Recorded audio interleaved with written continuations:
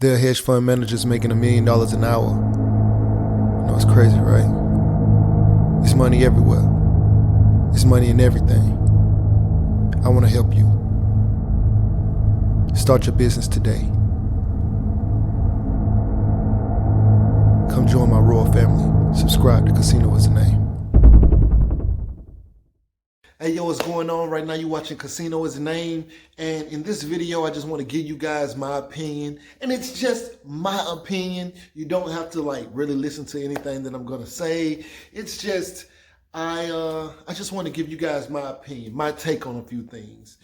So, in my opinion, if you guys in your circle of friends, your associates, if you guys aren't talking about forward progression, if you guys aren't talking about your career, if you guys aren't talking about your faith, if you guys aren't talking about your family, and I don't mean talking about your family as in, oh, I can't stand your cousin or our cousin. I don't mean that.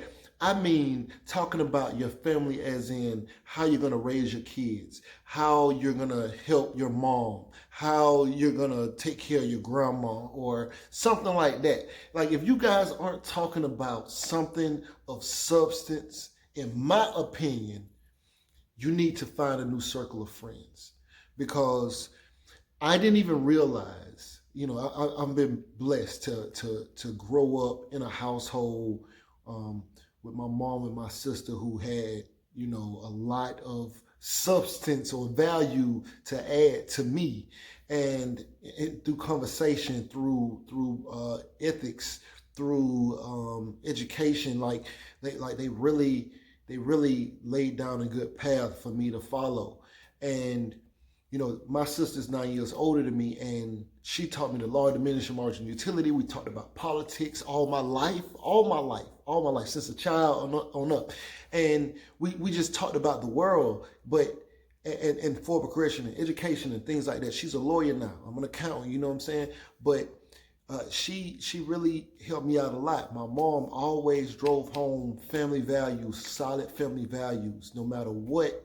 Be good to your family, no matter what. No matter if anybody said anything about you, don't worry about it. You know what I'm saying? Just keep doing what you're supposed to do, and keep loving them.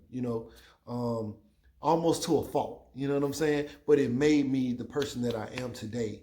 And the conversations that say me and my sister would have, or me and my brother would have, I came to realize, actually not too long ago, that other people don't have these same conversations with their brothers and their sisters or with their friends.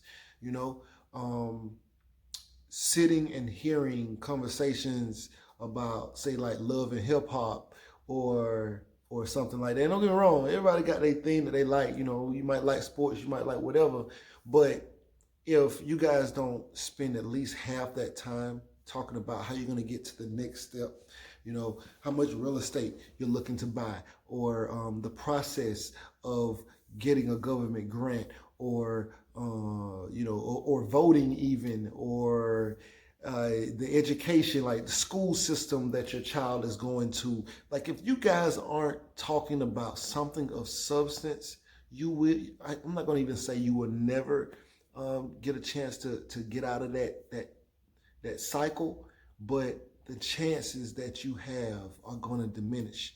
You're never going to really know things that could help benefit your life if you don't talk about those things. I bought my first house 2009, I believe, but that stemmed from a conversation that I had at work, and the job that I was at.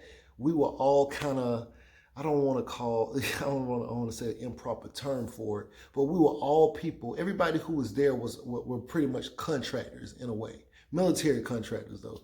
So we were technically like contractors. We were kind of there just for the money. Like the status that we were in was a voluntary status, paid well, and everybody there was trying to basically keep them contracts going, basically, trying to keep reeing up on those orders or whatever.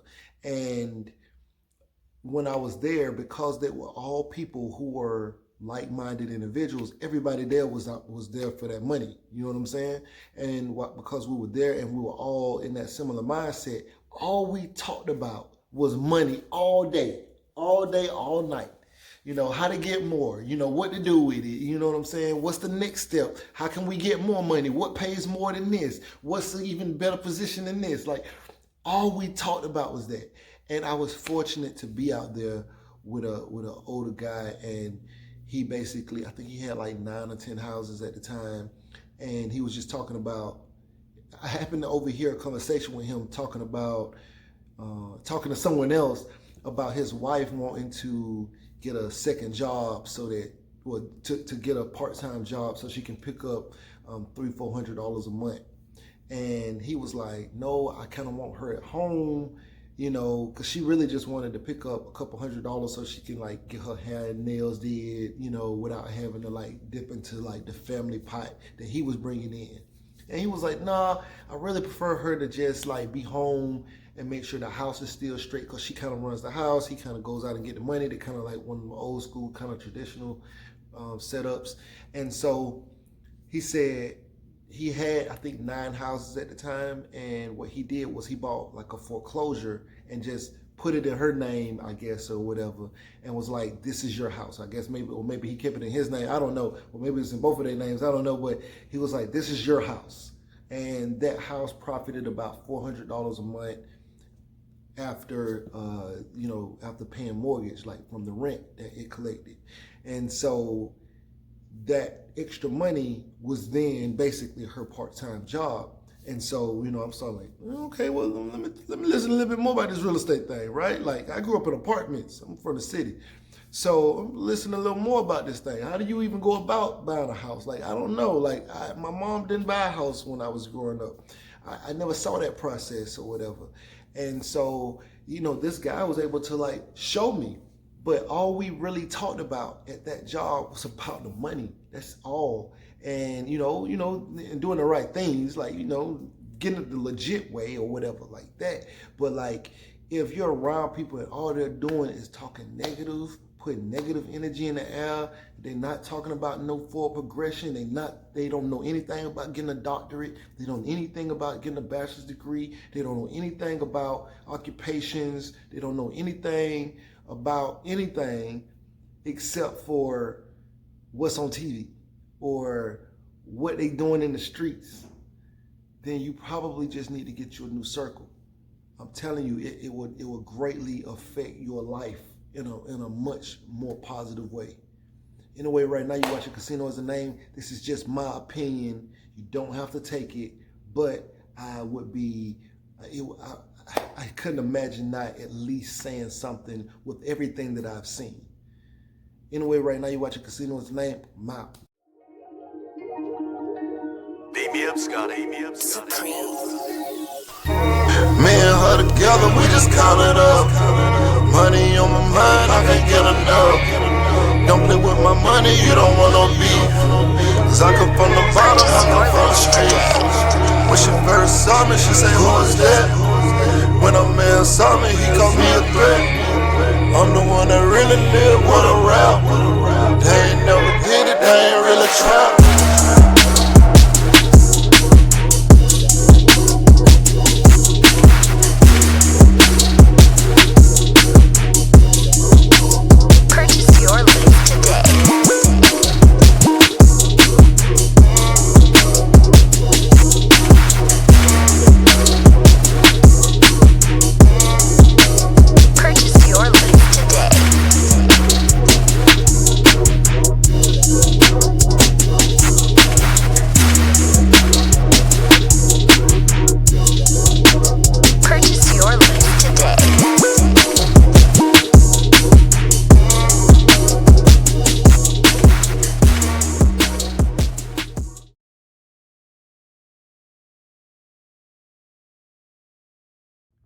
Say you want to be successful.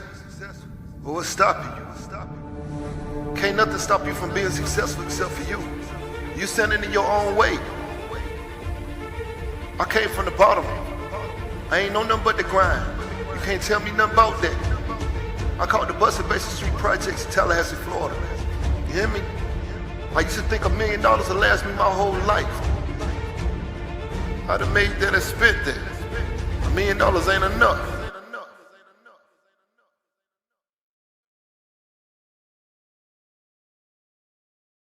There are hedge fund managers making $1 million an hour. You know, it's crazy, right? It's money everywhere. It's money in everything. I want to help you. Start your business today. Come join my royal family. Subscribe to Casino is the Name.